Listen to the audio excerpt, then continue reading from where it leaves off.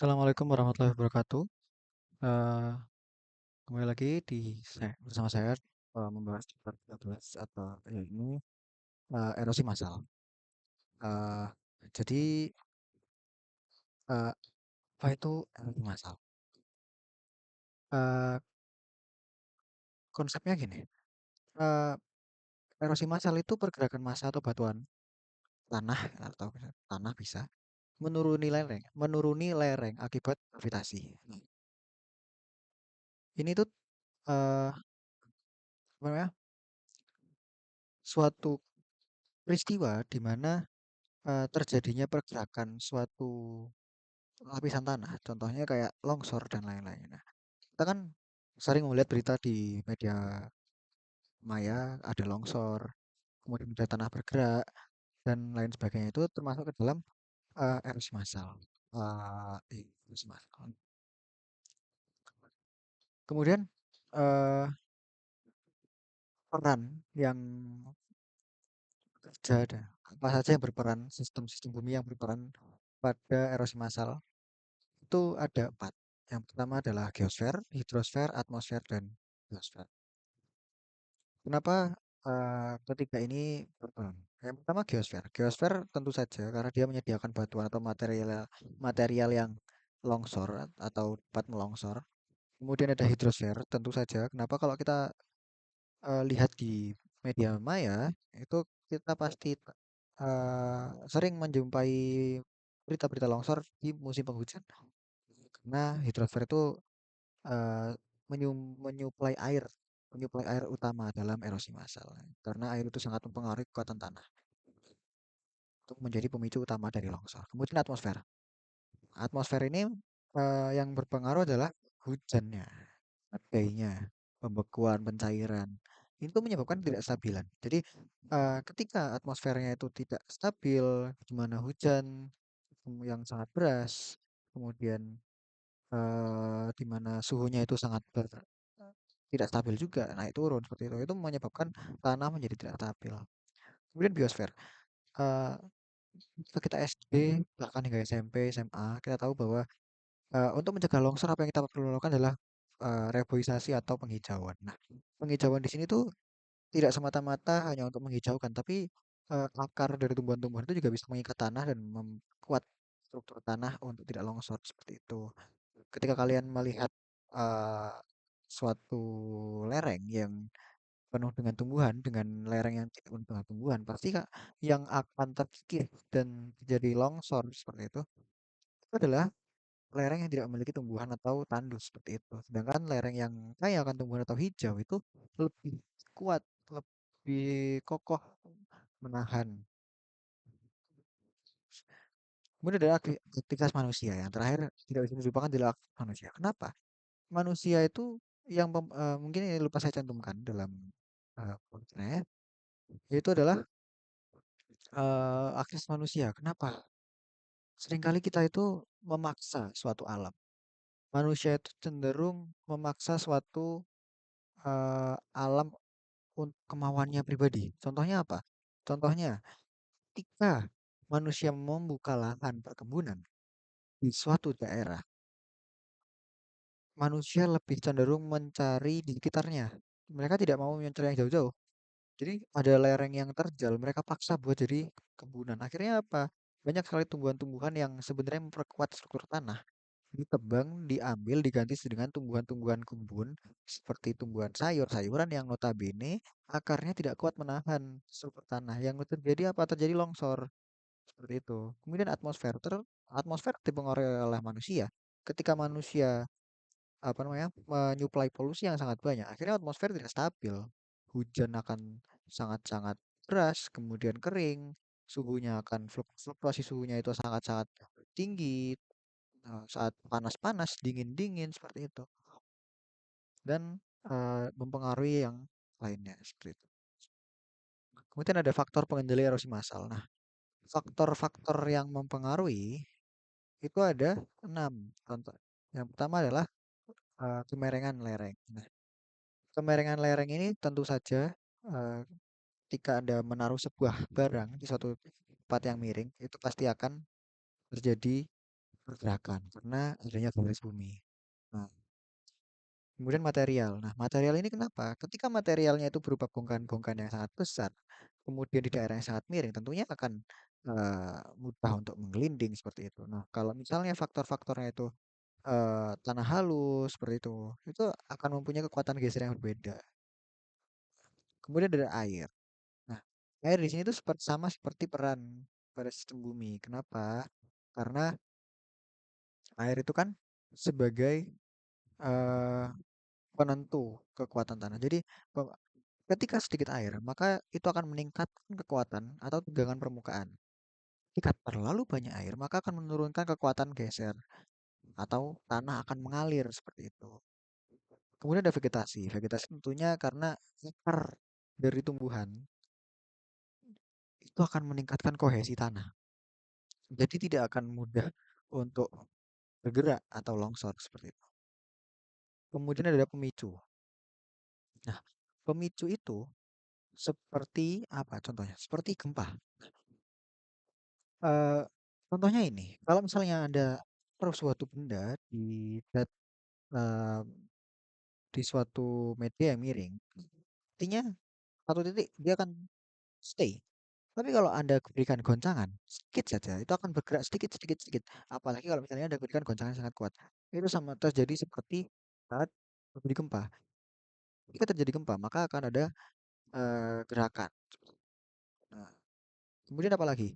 Letusan gunung api. Ketika terjadi letusan gunung api, tentunya itu akan mempengaruhi lingkungan sekitarnya, terutama di daerah vulkan ini, daerah letusan. Pasti akan terjadi longsor seperti itu. Nah, kita next, kita akan masuk ke klasifikasinya. Klasifikasi berdasarkan tipe pergerakan. Jadi ada eh, apa ya, yang menggerak jenis-jenis jenis-jenis gerak. Contohnya ada apa? Ada fall, ada slide, dan ada flow. Sesuai dengan namanya kan bahasa Inggris ya. Kalau misalnya fall, kita translate ke dalam bahasa Indonesia. Jadinya apa? Jatuh, jatuhan. Maka ini adalah suatu longsor yang atau suatu pergerakan yang itu langsung jatuh. Jadi contohnya seperti di tebing seperti ini. Ketika ada pemicu, maka dia akan jatuh vertikal langsung ke bawah karena gravitasi. Kemudian ada slide. Nah, slide ini dia itu bergeser. Contohnya kita ada sesuatu di atas, ketika ada pemicu maka bergeraknya bergeser seperti ini. Tapi bedanya dengan yang aliran atau flow itu adalah aliran itu dia bergeraknya seperti cairan. Jadi karena tingginya eh, apa namanya, tingginya air di daerah tersebut, maka tanah itu seakan-akan bergerak seperti air, seperti itu. Nah, kemudian ada klasifikasi berdasarkan jenis material. Nah, jadi eh, longsor itu tergantung juga dari material dasarnya atau jenis materialnya. Contohnya apa? Batuan dasarnya. Contohnya ada longsoran batu atau rock slide, fall juga bisa. Terus ada material tak terkonsolidasi. Contohnya apa? Tanah, puing, lumpur, seperti itu. Nah, puing itu didominasi oleh material kasar, sedangkan lumpur itu kayak lempung, tanah liat, ada yang dimana airnya itu lebih dominan, seperti itu. Lanjut kita ke jenis-jenis erosi massa. Erosi jenis-jenisnya itu ada berapa ya? 1, 2, 3, 4, 5, 6, 7, 8, berapa? 1, 2, 3, 4, 5, 6, 7, 7 ya. Yang pertama ada apa? Ada creep. Creep itu seperti creeping. Creep. Kalau hewan ya creeping animal seperti itu merayap. Nah, jadi dia itu bergeraknya lambat. Saking lambatnya kita tuh nggak kelihatan pergerakannya. Tapi kita bisa tahu dari mana? Dari eh contohnya ini. Ketika ada pagar yang terjadi creep, maka dia akan miring atau tumbuhan yang terjadi creep, maka dia pohonnya akan miring seperti ini.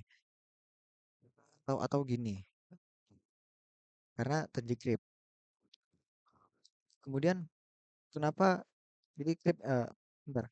Creep itu terjadinya sangat lama, kira-kira sampai-sampai dia itu bergeraknya sentimeter per tahun. Nah, kenapa dipicunya oleh basah kering dan beku cair? Siklus basah kering dan beku cair. Jadi kalau misalnya ada air di bawah, kemudian meleleh di saat musim panas, maka akan terjadi krip.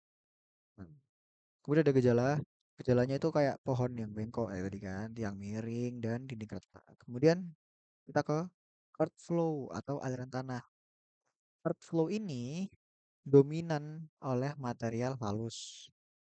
Nah, kebanyakan terjadi setelah hujan. Dan ini biasanya cepat atau lambat tergantung dari faktor kemiringan, faktor air, dan faktor-faktor lainnya. Contohnya ini kayak kita sering temui di daerah tropis kayak Indonesia, seperti itu. Kemudian ada soliflux atau solifluksi. Terjadi di daerah permafrost. Nah, jadi lapisan tanah itu atau lapisan tanah jenuh air itu mengalir di atas tanah beku. Jadi ketika musim dingin atau di daerah-daerah yang glasier seperti itu, ada tanah yang beku. Di atasnya itu ada tanah yang tidak beku tapi masih jenuh, cairnya itu jenuh. Jadi kayak eh, kapasitas air yang di dalam tanah itu sudah maksimal, yang akhirnya akan membuat dia itu mengalir atau bergerak di atas tanah beku tersebut. Kemudian ada debris flow atau aliran material. Nah, ini tuh contoh ini ya, kayak campuran material kasar yang ditambahkan air. Nah, ini sangat cepat dan destruktif. Contohnya kayak eh kayak apa sih namanya? Lahar dingin. Nah, itu. Kemudian ada mud flow atau lumpur. Nah, ini tuh didominasi oleh tanah lumpur yang kental, viskositasnya tinggi dan bergerak di saluran. Contohnya itu umum di daerah gersang atau gunung api yang ya, gunung berapi lah lahar seperti itu. Kemudian ada longsoran batu atau rockfall. Rockfall ini biasanya di daerah yang didominasi oleh apa ya kayak dia itu di daerah-daerah yang contohnya canyon seperti itu. Nah, karena dia tuh batunya besar-besar, belum tererosi. Kalau misalnya daerah-daerah yang udah tererosi kan kayak di daerah hilir itu kan batunya kecil-kecil, ini di daerah hulu biasanya. Karena batunya masih besar-besar, belum kecil-kecil. Nah, terus ada rock slide atau rock fallace, longsoran batu besar. Nah, ini tuh ketika jadi kan tanah atau lapisan batu itu kan berlapis-lapis ya. Nah, ketika lapisan atasnya ini putus dengan itu kayak itu kan meluncur seperti itu ke bawah. Nah, dan ada longsor bawah air. Nah, ini biasanya yang sangat memicu tsunami. Kayak di bukan di Krakatau tuh bukan bawah air. Intinya ketika ada tebing di bawah laut yang kemudian terjadi longsor itu bisa memicu apa namanya? Tsunami seperti itu. Nah, kita coba deh kita lihat contoh kasus penting yang ada di luar sana. Contohnya di Peru. Peru itu ada eh, longsor karena gempa pemicunya yang dikombinasikan sama gletser. Nah, ini tuh memakan korban sekitar 17.000 lebih korban jiwa. Kemudian di California di daerah La Conchita itu ada aliran tanah yang berlubang. Nah, itu tahun 1995 dan 2005. Jadi dua kali terjadi. Kemudian ada longsor batu yang memicu gelombang raksasa. Nah, jadi ini longsor yang memicu tsunami di Vine Dam. Jadi kayak bukan tsunami ya, tapi kayak apa ya? Dibilang tsunami sih tapi. Jadi kayak di Italia tuh karena longsor batunya itu memicu gelombang raksasa yang memakan 3.000 jiwa. Nah, kemudian sebagai kalau kita udah belajar penyebabnya, akibatnya juga apa. Nah, apa yang bisa kita lakukan untuk mencegah terjadinya korban jiwa yang begitu banyak seperti pada di Peru yang memakan 17.000 korban jiwa. Nah, itu adalah drainase lereng. Jadi kita itu harus mengontrol seberapa banyak air yang ada di dalam satu lapisan tanah. Kalau misalnya ketinggian pasti akan longsor. Kalau kekurangan juga pasti akan kering dan juga suatu saat ketika terjadi hujan akan longsor juga. Nah, maka kita perlu adakan drainase lereng seperti pipa dan saluran air. Kemudian mengurangi kemiringan lereng atau membuat terasiring. Nah, ini akan sangat-sangat berpengaruh karena eh, kemiringan lereng adalah salah satu faktor utama terjadinya longsor. Kemudian ada vegetasi sebagai penahan. Nah, vegetasi kan dia itu menahan kohesi tanah jadi ini kan apa namanya? Jadi besar. Jadi eh, kalau ada vegetasi, kita tanami vegetasi, kita reboisasi, kita penghijauan, tentunya akan memperkuat tanah seperti itu. Kemudian dinding penahan dengan drainase. Nah, eh, s- tidak semuanya itu bisa apa ya dikurangi, tapi bisa kita tahan dengan tembok cor seperti itu, dengan beton. Tapi kita harus ingat juga kalau seperti itu harus dipikirkan untuk drainasenya, karena kalau terlalu banyak juga percuma, nggak kuat. Kemudian ada rock bolts atau penjahitan lereng. Jadi lerengnya itu kita sambung kan untuk rock slide itu kan memang sulit untuk dihindari, tapi bisa kita cegah sementara eh, itu dengan rock bolt. Jadi kita pasang pengait antara satu batuan dengan batuan yang lain agar bertahan lebih kuat. Kemudian ada teralis besi dan jaring untuk menjaga rockfall. Nah, ini mencegah batu-batu yang jatuh secara vertikal dengan teralis besi. Kemudian kita menggunakan mentoring real time. Nah, mentoring real time ini itu untuk mencegah bencana-bencana yang memicu bencana lain. Jadi kita bisa tahu mentoring gempanya, oh ada gempa karena apa? Ini bisa jadi akan ada longsor, maka dievakuasi orang-orangnya. Kemudian ada yang paling utama adalah menghindari pembangunan zona di rawan longsor. Kalau semisal kita tahu daerahnya itu emang, jadi kan tentunya telah dipetakan, daerah-daerah itu telah dipetakan. Jika dipetakan, maka masyarakat tahu nih daerah longsor di sini, daerah non yang aman di sini nih. Maka sebisa mungkin kita menjauhi daerah-daerah yang rawan longsor seperti itu untuk menghindari korban jiwa. Nah, jadi intinya itu yang paling berpengaruh dan penyebab utamanya itu adalah dari gravitasi. Kalau nggak ada gravitasi, maka nggak akan terjadi. Karena F yang bergaya, F atau gaya yang bekerja itu adalah gravitasi aja. Gitu. Nah, pokoknya yang yang menarik gitu. Juga gaya gesek dan lain-lain. Tapi yang membuat suatu benda itu bergerak adalah gravitasi. Nah, dibantu oleh air yang memainkan peran paling besar dalam melemahkan tanah. Nah, dan faktor-faktor lainnya. Nah, banyaknya longsor itu sebenarnya bisa dicegah dengan pengetahuan geologi dan konstruksi yang tepat. Serta pencegahan-pencegahan yang sudah kita jabarkan seperti tadi.